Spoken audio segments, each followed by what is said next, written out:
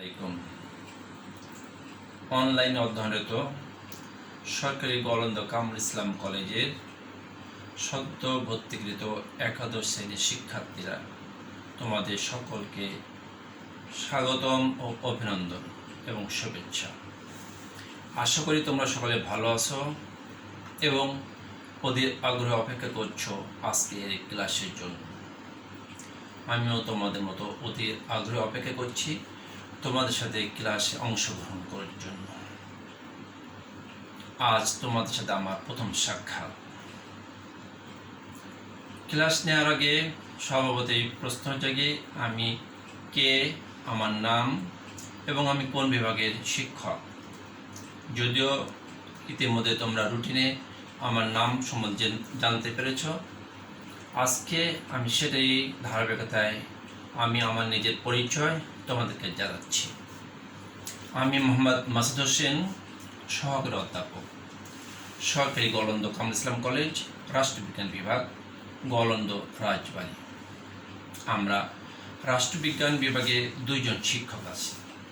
একজন হচ্ছে আব্দুল আওয়াল, যিনি আমার সিনিয়র। তিনি অত্যন্ত একজন দক্ষ শিক্ষক। ওনার ক্লাস যখন তোমরা করবে নিশ্চিন্তে তোমরা অত্যন্ত আনন্দের সাথে এবং আন্তরিকতার সাথে তার ক্লাস উপভোগ করবে।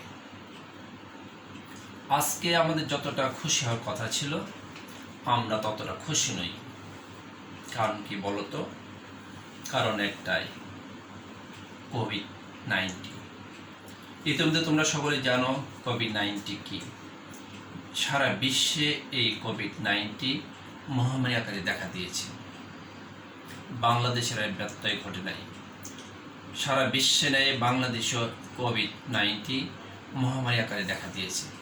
যদিও সাম্প্রতিককালে এর প্রভাব কিছুটা কমেছে, তথাপি এর থেকে আমরা শঙ্কামুক্ত নয়। এরই মধ্যে আমাদের জীবনযাপন পরিচালনা করতে হচ্ছে। আমাদের পড়াশোনা যাতে ব্যাঘাত না ঘটে এবং আমাদের পড়াশোনার কোনো সেশন যাতে না ঘটে, সেই জন্য গণপ্রজাতন্ত্রী বাংলাদেশ সরকারের মাননীয় প্রধানমন্ত্রী, গণতন্ত্রের মানসকন্যা শেখ হাসিনার নির্দেশে শিক্ষা মন্ত্রণালয়ের উদ্যোগে আজকের এই অনলাইন শিক্ষা ব্যবস্থার চালু রয়েছে। এই অনলাইন শিক্ষা ব্যবস্থার ধারাবাহিকতায় আজকে তোমাদের সাথে আমরা মিলিত হতে পেরেছি। যেমন থেমে নেই এবং থামবেও না, কিন্তু আমাদের কার্যক্রম চালিয়ে যেতে হবে। আজকে আমরা তোমাদের সাথে ক্লাস নেওয়ার জন্য এখানে উপস্থিত হয়েছি। আশা করি তোমরা মনোযোগ সহকারে আন্তরিকতার সাথে এই ক্লাসগুলি উপভোগ করবে এবং আমরাও চাবো এই ক্লাসগুলি যাতে ফলপ্রসূ হয় এবং বাংলাদেশের শিক্ষা ব্যবস্থা যাতে উন্নতি ঘটে সেটার প্রচলন অব্যাহত রাখা। প্রিয় শিক্ষার্থী, আমাদের বিষয় হচ্ছে পৌরনীতি। আমি ইতিমধ্যে লিখে দিয়েছি পৌরনীতি প্রথম পত্র আমাদের পড়াশোনার বিষয়। যেহেতু আমরা একাদশ শ্রেণীতে ভর্তি হয়েছি, স্বভাবতই পৌরনীতির প্রথম পত্র আমাদের আলোচ্য বিষয় থাকবে।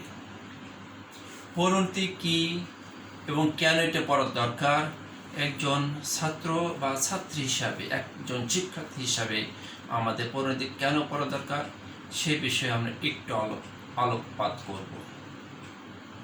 যদিও ইতিমধ্যে আমরা জেনে হোক না জেনে হোক পৌরনীতির বিষয়টি আমরা অন্তর্ভুক্ত করেছি আমাদের পড়াশোনার মধ্যে। পৌরনীতি হচ্ছে রাষ্ট্রবিজ্ঞানের একটি অংশ। তার আগে একটু যদি আমরা চিন্তা করি রাষ্ট্রবিজ্ঞান কি। রাষ্ট্র হচ্ছে একটা স্টেট, যেটা ইংলিশে বলা হয়। আমরা যে দেশে বাস করি সে দেশের রাষ্ট্রবিজ্ঞান হচ্ছে রাষ্ট্রের বিজ্ঞান। রাষ্ট্র কি? রাষ্ট্রের সাথে মানুষের সম্পর্ক, রাষ্ট্রের সাথে সরকারের সম্পর্ক, সরকারের সাথে মানুষের সম্পর্ক ইত্যাদি আলোচনা হচ্ছেই রাষ্ট্রবিজ্ঞানের অন্তর্ভুক্ত। পৌরনীতি বিষয় পড়ার আগে আমাদের রাষ্ট্র সম্বন্ধে একটু জানতে হবে। যা পরবর্তী ক্লাসে আমরা এর ধারাবাহিকতায় অগ্রসর আশা রাখি। পৌরনীতি পড়তে গেলে আমাদের কী কী জিনিস করার দরকার? স্বভাবতই আমি একজন রাষ্ট্রের নাগরিক, আমরা রাষ্ট্রের নাগরিক। রাষ্ট্রের নাগরিক হিসেবে আমাদের পৌরনীতি পড়া একান্ত দরকার। শিক্ষার্থী হিসেবে তো বটেই।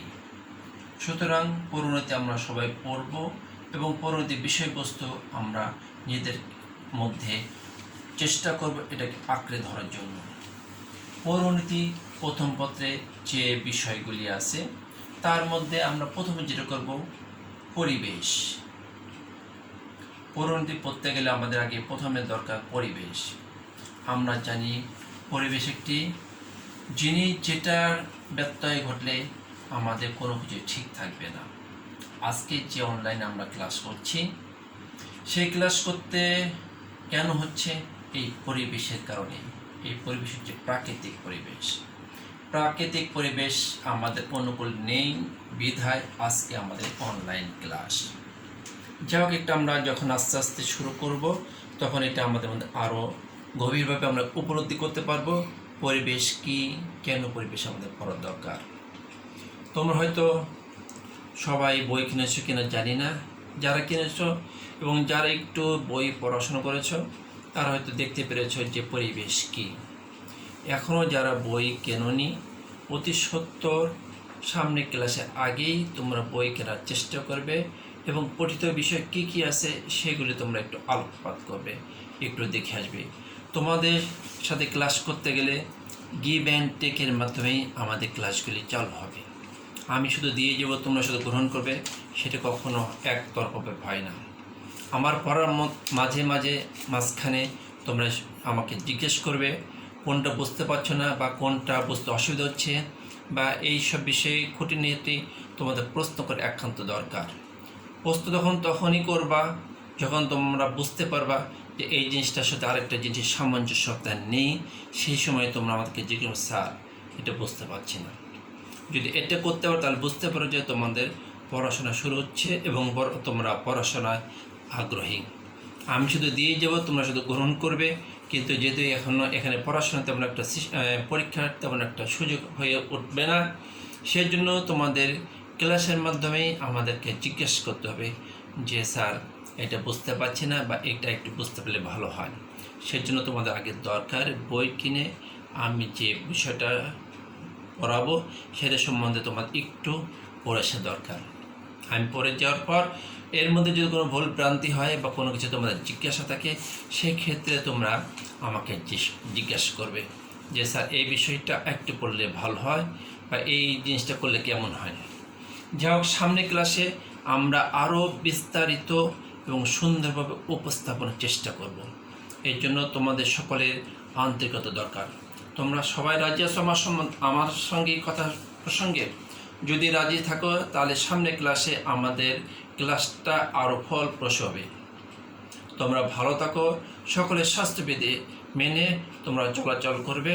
সবাই সুস্থ থাকো, সুন্দর থাকো। আগামী দিন আমরা আবার ক্লাসে উপস্থিত হব। খোদা হাফেজ।